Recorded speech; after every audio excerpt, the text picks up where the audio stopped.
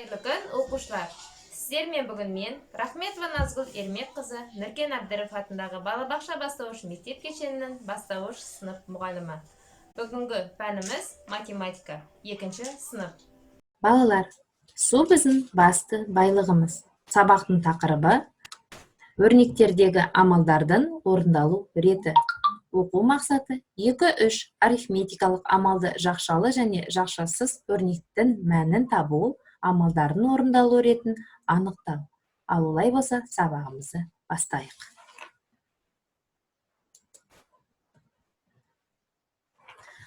Балалар, оқулықта 8-ші бет, 1-ші есеп. Барлық суретке не ортақ?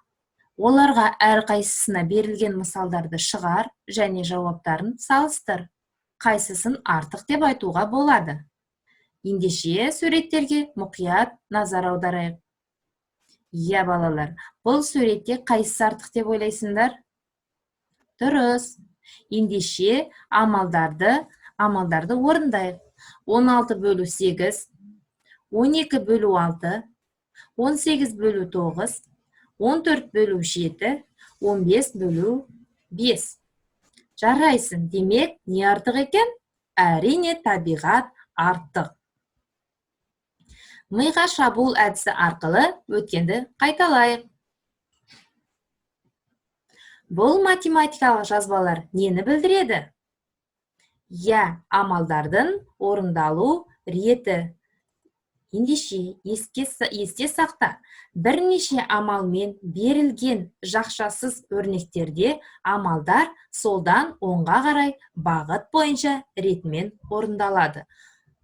Алдарыңызда 15 азайту 10 қосу 2 мысалында ең алдымен солдан оңға қарай орындалатын амалдар ол ең алдымен азайту амалы, содан кейін қосу амалы орындалып тұр. Жақсы. Келесі 45 азайту 16 қосу 4 жақшаның ішінде. Бұл амалда ең бірінші амал ол дұрыс жақшаның ішіндегі амалды ең алдымен орындаймыз. 16 қосу 4 тен 20, содан кейін жақшаның сыртындағы азайту амалы орындалады. 45 азайту 20 тен 25. Демек, жақшалы өрнектерде алдымен жақшаның іші орындалады, содан кейін амалдар ретімен орындалады. Жарайсың. Оқулықта 8-ші бет, 2-ші есеп. Өрнектерді оқы. Жадынаманы пайдалана отырып, амалдардың орындалу ретін анықта және өрнектердің мәнін тап. Жақша бар ма? Жоқ, иә. Ендеше, бірінші бағандағы көбейту және бөлу және қосу мен азайту болған уақытта қандай амал бірінші орындалады? Мысалы, қарайық мына жерде 37 қосу 12 бөлу 6 амалында ең алдымен орындалатын амал ол бөлу амалы. 12-ні 6-ға бөлеміз, содан кейін қосу амалы орындалып тұр. Демек, қандай ереже шығады?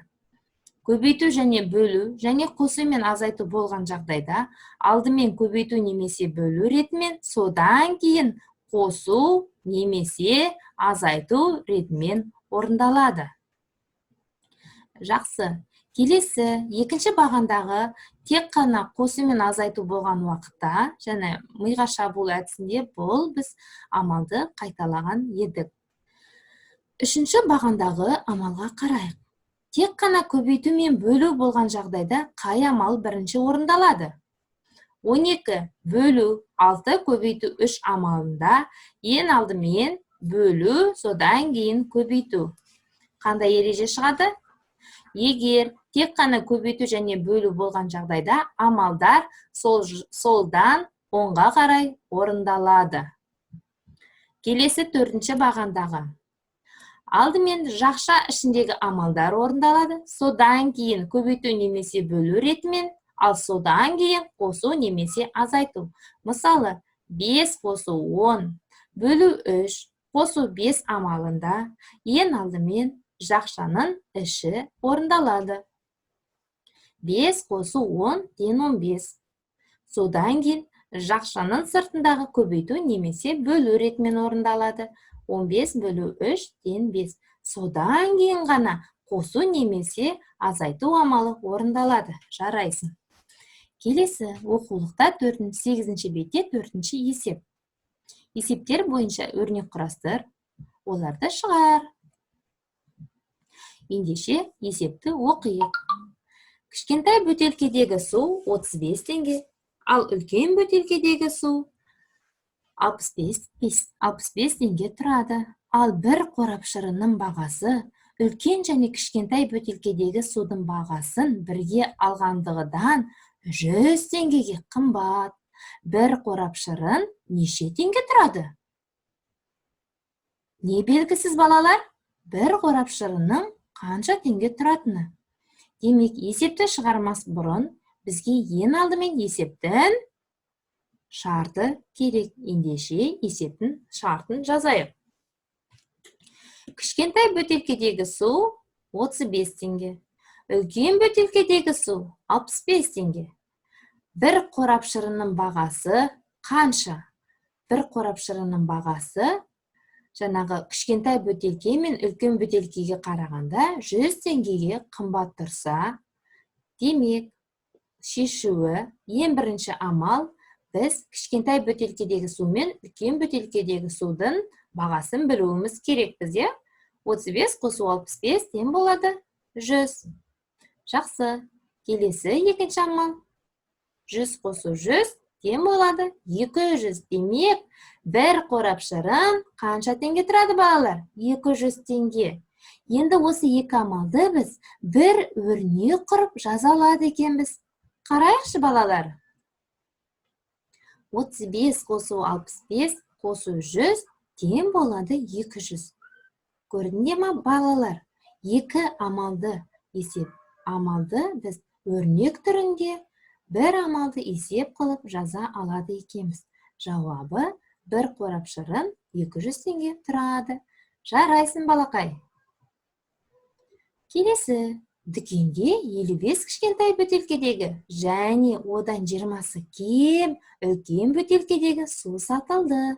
Барлығы неше бөтелке су сатылды?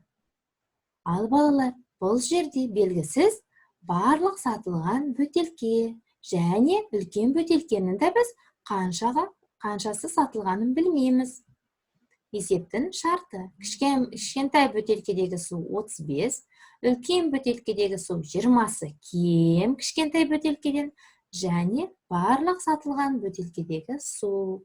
Шешуі.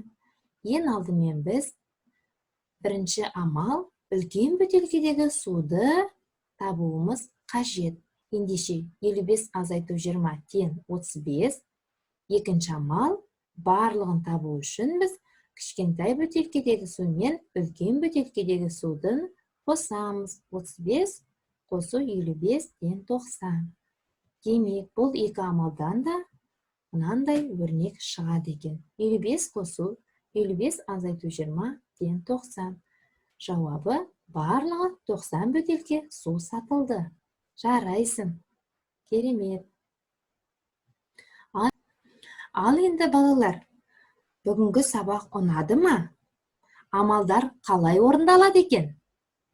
Есеп бойынша өрнекті қалай құрастырамыз? Ол үшін өзіндік тексер әдісі арқылы оқулықта 9-ші беттегі 3-ші есеп және 4-ші есепті шығар. Сау, сәлеметте бол.